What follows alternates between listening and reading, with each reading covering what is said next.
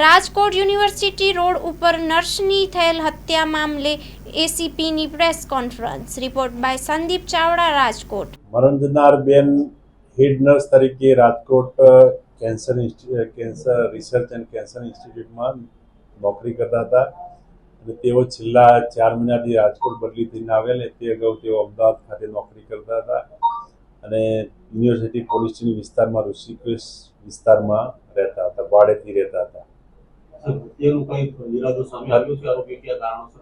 ત્યાંની હાલમાં તપાસ ચાલુ છે. હત્યાનું કોઈ હજી સ્પષ્ટ કારણ જાણવા મળ્યું નથી, કારણ કે બનાવ મોડી રાતનો છે અને હાલમાં આ બાબતે તપાસ ચાલુ છે. બેનનો પીએમ કરી અને તેમજ આગળની હાલની કાર્યવાહી ચાલુ છે. આરોપીનો કોઈ ગુનાહિત ઇતિહાસ આરોપી છૂટક મજૂરી કરતો, કડીએ કામ કરતો, વગેરે કામ કરતો.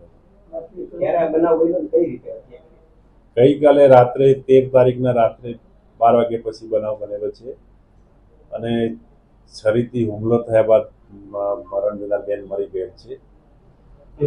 દુષ્કર્મનો પણ આરોપ લગાવ્યો છે. દુષ્કર્મ હાલમાં એ હજી તપાસ ચાલુ છે. આરોપીને તેમજ જે આજુબાજુના નિવેદનો મેળવીને તપાસ કરી એના પછી ચોક્કસ મરણ જનારનો કેમ મરણ ગયો કે કેમ માર્યા તે બાબતે ચોક્કસ કારણ તપાસમાં આવશે. પ્રાથમિક કારણ કયું છે? કારણ કે પાછળ જ આરોપી રહેતો હતો ને એક જ દિવાલ હતી. એ વાતચીત એમના મૌખિક વાતચીત થતી એમની, પણ એવું કોઈ બાબતે હજી કોઈ સ્પષ્ટ કારણ નથી મળ્યું કે કેમ આ બનાવ બને. ના, હજી સુધી કોઈ એવું પ્રાથમિક પૂછપરછ દરમિયાન કોઈ એવું ચોક્કસ કારણ જાણવા મળેલ નથી. હાલમાં તપાસ ચાલુ જ છે.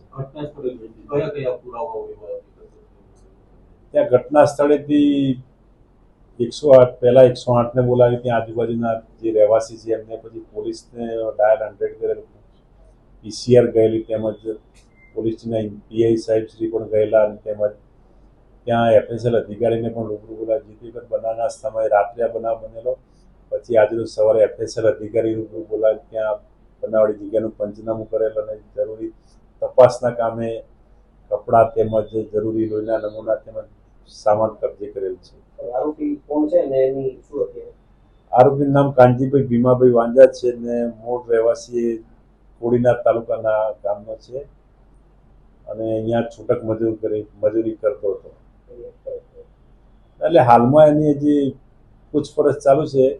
પૂછપરછના અંતે એની અટકાયત કરવામાં આવશે. એ ભાડે રહેતો હતો સાહેબ? એ પણ ભાડે રહેતો હતો. આર્ય કન્યા ગુરુકુળ પોરબંદર 90 એકરમાં ફેલાયેલો વિશાળ ધોરણ 5 થી લઈને 12 સુધીનું ઉચ્ચ ગુણવત્તાયુક્ત શિક્ષણ પ્રદાન કરતું ગુરુકુળ. સ્થાનિકની કન્યાઓ માટે કેજીથી લઈને ધોરણ 12 સુધીના શિક્ષણની સુવિધા. અહીં ગુજરાતી અને અંગ્રેજી માધ્યમો પણ ઉપલબ્ધ છે. ગુરુકુળમાં કોમર્સ અને આર્ટ્સના વિષયોમાં ગ્રેજ્યુએશન સુધીના અભ્યાસક્રમની વ્યવસ્થા પણ છે. અભ્યાસની સાથે સાથે વ્યવસાયિક અભ્યાસક્રમો પણ વિદ્યાર્થીઓને પૂરા પડાઈ રહ્યા છે. અભ્યાસની સાથે દરેક પ્રકારના ખેલમાં વિદ્યાર્થીઓને કોચિંગ પૂરું પાડવામાં આવી રહ્યું છે. અહીં વિદ્યાર્થીઓને અભ્યાસની સાથે વેદ ધર્મગ્રંથના અભ્યાસ પણ અપાઈ રહ્યા છે, જેથી આપણી સંસ્કૃતિ ઉજાગર થઈ શકે. ગુરુકુળમાં અત્યાધુનિક ઢબે શિક્ષણ અપાઈ રહ્યું છે, જેથી છાત્રાઓ સમય સાથે તાલ મિલાવી શકે. અભ્યાસની સાથે સાથે સારા સંસ્કારોનું સિંચન કરવું તે ગુરુકુળની વિશિષ્ટતા છે, પરંપરા છે. આર્ય કન્યા ગુરુકુળ પોરબંદરમાં આપની દીકરીઓના એડમિશન માટે આજે જ સંપર્ક કરો. 8258 030 33 8258 040 44.